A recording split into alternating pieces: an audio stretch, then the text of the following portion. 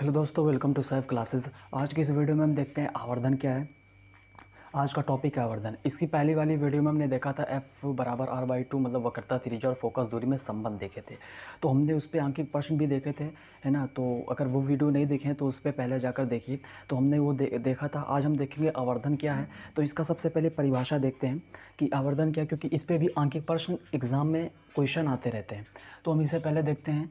गोलीय दर्पण द्वारा उत्पन्न आवर्धन या अपेक्षिक विस्तार है वह अपेक्षिक विस्तार है जिससे यह ज्ञात होता है कि कोई प्रतिबिंब वस्तु की अपेक्षा कितना गुना आवर्धित है। मतलब आवर्धन मतलब ये है कि यह उससे पता चलता है, आवर्धन से यह पता चलता है कि वस्तु से प्रतिबिंब कितना गुना आवर्धित है, मतलब कितना गुना बड़ा है। तो अब हम इसकी परिभाषा देख ले, मतलब इसका वो देख लेते हैं। छोटी सी जो डिफिनेशन है, देखते हैं कि प्रतिबिंब की लंबाई तथा वस्तु की लंबाई के अनुपात को आवर्धन कहते हैं। मतलब वस्तु की लंबाई को और प्रतिबिंब की लंबाई के अनुपात जो होते हैं उसे हम आवर्धन कहते हैं। सबसे छोटी परिभाषा। उसके बाद यहाँ पे ये फार्मूला निकल कर आता है, यही फार्मूला सब में लगेगा। जैसे m बराबर I/O, हम आवर्धन को m से प्रदर्शित करते हैं। आवर्धन को m से प्रदर्शित करते हैं। m बराबर I का मतलब होता है, मैंने बताया था कि प्रतिबिंब की लंबाई को I से प्रदर्शित करते हैं और वस्तु की लंबाई को O से प्रदर्शित करते हैं। तो यहाँ प्रतिबिंब की लंबाई हो गई और ये वस्तु की लंबाई हो गई, तो ये दोनों लंबाई हो गई। उसके बाद फिर यहाँ पे I, O, U तथा V में संबंध, मतलब इसमें भी संबंध होते हैं। जैसे I/O ये तो प्रतिबिंब वस्तु की लंबाई, V/U मतलब m बराबर आप चाहे जो लिख सकते हैं, m बराबर V/U भी लिख सकते हैं, I बराबर O बराबर V/U ये भी लिख सकते हैं, V/U बराबर I/O ये भी लिख सकते हैं। मतलब इसके ये तीनों एक दूसरे के बराबर हैं, तो ये लिख सकते हैं। अब हम देखते हैं आवर्धन पे जो क्वेश्चन आते हैं एग्ज़ाम में, तो वो भी देख लेते हैं। क्योंकि क्वेश्चन हम छोटा छोटा इसलिए हर वीडियो में बता रहे हैं, क्योंकि जब छोटे से शुरू करेंगे तो बड़ा हम आगे सीख लेंगे। इस वजह से पहले हम छोटा सीखेंगे। तो हमने UVF में संबंध देखा था, उन पे आगे प्रश्न देखे थे। और F बराबर R/2 जो वक्रता त्रिज्या फोकस दूरी में संबंध था, हमें वो भी देखे थे, उस पर भी आंकिक प्रश्न देखे थे। अब यहाँ पर हम आवर्धन देखेंगे जो सबसे बड़ा, इस पर भी क्वेश्चन आते हैं, है ना, कितना गुना आवर्धित है। तो उस पर हम क्वेश्चन देखते हैं। तो देखते हैं फिर। तो हमने देखा कि आवर्धन की परिभाषा देखा, उन पे जो फॉर्मूले थे वो देखा। अब हम देखने जा रहे हैं उन पे जो क्वेश्चन आते हैं, उन पे जो क्वेश्चन बनते हैं हम वो देखते हैं। तो हम सबसे पहले बता दें कि आवर्धन किसके लिए प्लस रहेगा, किसके लिए माइनस। तो जब अवतल दर्पण रहेगा तो आवर्धन माइनस में होगा, और जब उत्तल दर्पण होगा तो आवर्धन प्लस में होगा। मतलब सीधे के लिए आवर्धन प्लस और उल्टे के लिए आवर्धन माइनस। तो अवतल दर्पण में आवर्धन प्लस, अवतल दर्पण में आवर्धन माइनस में होगा, क्योंकि अवतल दर्पण में जो प्रतिबिंब और वस्तु होती है वो माइनस में होती है। उत्तल दर्पण में वस्तु माइनस में होता है, लेकिन प्रतिबिंब और जो बनता है तो प्लस में होता है। इस वजह से सीधे के लिए आवर्धन प्लस रहेगा। उसके बाद हम यहाँ पे एक क्वेश्चन लिखे हैं कि देखिए, पहला क्वेश्चन है, 15 सेंटीमीटर फोकस दूरी वाले अवतल दर्पण से कितनी दूरी पर एक वस्तु रखी जाए कि उसका 5 गुना बड़ा वास्तविक प्रतिबिंब बने। यहाँ पर अवतल दर्पण की बात की जा रही, तो सबसे पहले हम यहाँ पे लिखेंगे F बराबर 15 सेंटीमीटर। इसका मतलब ये फोकस दूरी अवतल दर्पण में इधर है तो ये माइनस में होगा। उसके बाद फिर हम यहाँ पे 5 गुना रखी है, क्या ज्ञात करना है, कितनी दूरी पर एक वस्तु रखी है, मतलब इसमें वस्तु पता करना है कितनी दूरी पर रखी है। और यहाँ पे 5 गुना, मतलब जब 5 गुना कह दे, 1.5 गुना, 2 गुना, 3 गुना, मतलब ये सब जब गुना कह दे तो समझ लो कि वो आवर्धन है। तो यहाँ पे m बराबर हम लिख देंगे 5। तो 5 गुना मतलब 5 ऐसे नहीं लिखेंगे, पहले सोच लेंगे कि अवतल दर्पण है या उत्तल दर्पण, क्योंकि माइनस और प्लस में बहुत गलती होती है। इस वजह से यहाँ पे हम पहले माइनस प्लस देख लेंगे कि अवतल दर्पण है, या ऐसा ही दे देता है कि सीधे के लिए प्रतिबिंब। तो जब सीधा के समझ लो आवर्धन प्लस है, और जब उल्टा के आवर्धन माइनस है। उसके बाद फिर हम यहाँ पे फार्मूला लगाएंगे। हमने उस दिन पढ़ा था 1/f इक्वल टू, नहीं, पहले हम आवर्धन का फार्मूला लगाएंगे ताकि हमें v मिल जाए। m बराबर -v/u। ये माइनस अवतल दर्पण और उत्तल दर्पण में भी यही फार्मूला लगेगा, -v/u। अब हम यहाँ पे m का मान रख दे रहे हैं -5 इक्वल टू -v/u। अब हम माइनस माइनस कट सकता है, जब इक्वल टू के इधर दोनों तरफ माइनस लगी हो तो वो कट सकता है, ये एक रूल है, मतलब एक नियम है।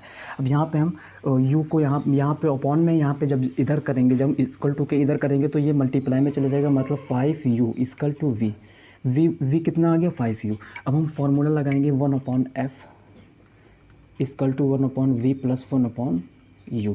अब हम यहाँ पे मान रख देंगे, जो जो मान है यहाँ पे इधर लिख दे रहे हैं 1/f का मान है -15 इक्वल टू 1/v का कितना है, v का है -5u केवल है 5u प्लस 1/, और u का मान u ही है ना।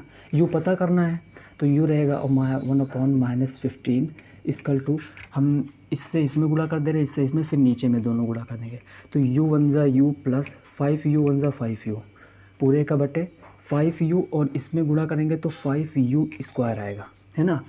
जब हम गुणा करते हैं तो u स्क्वायर हो जाता है। उसके बाद फिर हम 1/-15 और 5 और 6 5 और 5u 6u हो जाएगा। उसके बाद फिर 5u स्क्वायर, और ये जब एक नियम यहाँ पे भी है, जब स्क्वायर रहे तो हम एक दूसरे को काट सकते हैं। जैसे हम स्क्वायर से एक u काट सकते हैं। अब यहाँ पे केवल u बचा, यहाँ पे u नहीं बचा, तो हम यहाँ पे तिरछा गुणा हमने बताया था कि जब इक्वल टू रहे तो हम इससे गुणा कर सकते हैं, हम इससे गुणा कर सकते हैं। तो हम पहले इससे गुणा कर देंगे तो 5u इक्वल टू 15, 5 यहाँ पे माइनस लगेगा क्योंकि अंश के लिए होता है, और 15 छक्का 90 हो जाएगा 90। अब हम u केवल करेंगे u, वो माइनस इधर चला आएगा और हम 5 से काट देंगे। यहाँ पे देखो मल्टीप्लाई में जब हम इक्वल टू के इधर ले जाएंगे तो ये अपॉन में हो जाएगा। 5 1 ज़ा 5 और 4 बचा, 5 8 ज़ा 40, u इक्वल टू हो जाएगा -18।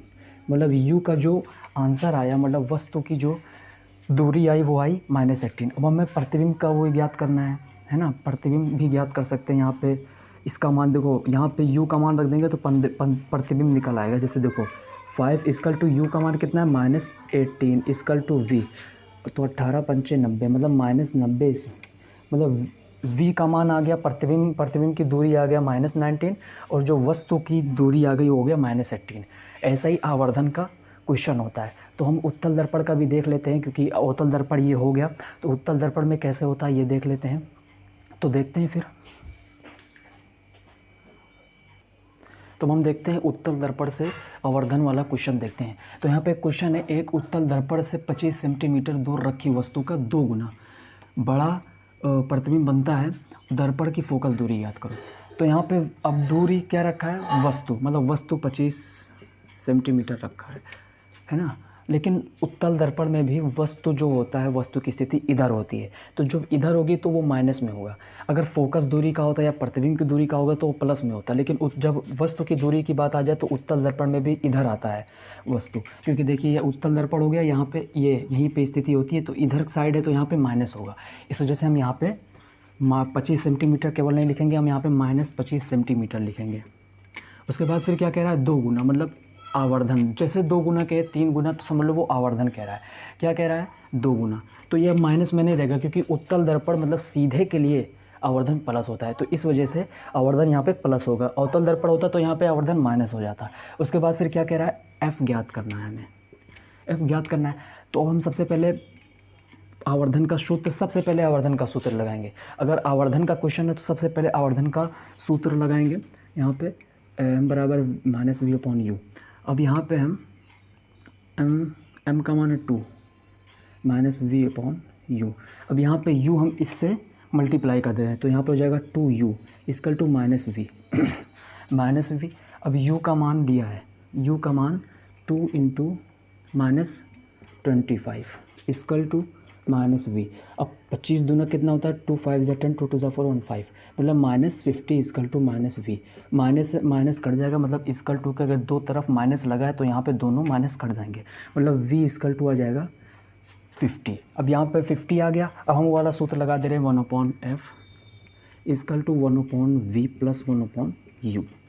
अब यहाँ पे हम f पता करना है हमें, तो f पता कर लेंगे। 1/v कितना है, 50 है, और प्लस 1/u कितना है, u माइनस इतना है 25 इक्वल टू। अब यहाँ पे हमने प्लस माइनस माइनस हो जाएगा, ये प्लस माइनस माइनस। उसके बाद 1/f इक्वल टू, अब हम यहाँ पे एक दूसरे में गुणा कर लेंगे, फिर नीचे का गुणा कर लेंगे, तो 25 - 50, 25 एकम 50 25। उसके बाद फिर हम यहाँ पे 25 पंचे 125 और एक ज़ीरो लगा तो एक ज़ीरो लगा देंगे। ये भी मल्टीप्लाई का एक तरीका होता है कि एक गुणा कर लो, जितना ज़ीरो लगा उतना ज़ीरो लगा दो। जैसे यहाँ पे 3 ज़ीरो होता तो हम यहाँ 3 ज़ीरो बढ़ा देते, 25 पंचे 125 होता है ना। उसके बाद 1/f इक्वल टू, तो यहाँ पे हम जब घटाएंगे तो जब माइनस बड़े पे लगा होता है तो वो आंसर माइनस में आता है, और जब माइनस छोटे पे लगा होता है तो आंसर प्लस में आता है। तो यहाँ पे ध्यान देना होगा कि यहाँ पे प्लस नहीं आएगा, यहाँ पे माइनस आंसर आएगा, क्योंकि 50 में से 25 गया तो 25 आएगा, है ना। तो यहाँ पे माइनस लग जाएगा, क्योंकि बड़े में से छोटा घटा रहे हैं। तो जब बड़े में से छोटा घटाते हैं, माइनस करते हैं, तो वहाँ पे माइनस लग जाता है। चिन्ह उसका जो होता है, सिंबल, वो माइनस का आ जाता है। अगर यहाँ पे लगा होता तो इससे घटाते, ये प्लस में होता, ये माइनस में होता, तो समझ लो प्लस में आंसर आता। तो ये बड़े पे चिन्ह है, इस वजह से यहाँ पे माइनस में आंसर आएगा। उसके बाद फिर हम इसे काट देते हैं, 25 पंचे मतलब f इक्वल टू, और ये हम 50 में इसमें एक में गुणा कर देंगे तो 50 इधर चला आएगा। देखो ये 50 में जब एक बार फिर से लिख दे रहे हैं, 1/f इक्वल टू -50 आएगा आंसर। तो जब हम 50 को या f में गुणा कर दें, यहाँ पे एक आएगा, 25 एकम ये। अब हम तिरछा गुणा कर दे रहे हैं तो 50 minus equal to f on the f, तो ये f इक्वल टू कितना आ गया, -50। तो ये आवर्धन का सूत्र जैसे आंकिक प्रश्न थे, तो इस पे भी आंकिक प्रश्न आता है। अब हम एक एक आंसर अगर क्वेश्चन बताएंगे, मतलब हर एक क्वेश्चन पे, तो बहुत से मतलब बहुत टाइम लग जाएगा। इस वजह से एक क्वेश्चन समझ लो, उसी पे हर एक, इसी आधार पर हर एक क्वेश्चन लगेगा। अब यहाँ पे जैसे -50 कर दे या v कर दे, यहाँ पे u पता करना रहे, या m तो दिया रहेगा, जहाँ पे v कर दे f पता करना है, या f पता नहीं करना है v पता करना है, मतलब ऐसे ही बदल बदल कर क्वेश्चन आ जाते हैं। तो वो बस एक क्वेश्चन समझ लो, उसी के आधार पर हर एक क्वेश्चन लग जाएंगे। तो इस वजह से एक तरीका होता है समझने का। तो ये समझ में आ गया होगा, है ना। तो समझ में आ गया तो लाइक कर दीजिए, शेयर कर दीजिए। नहीं समझ में आया तो एक बार फिर से वीडियो देखिए और बताइए कैसी लगी वीडियो। तो आज के लिए इतना ही, फिर मिलते हैं अगली वीडियो में। Thank you.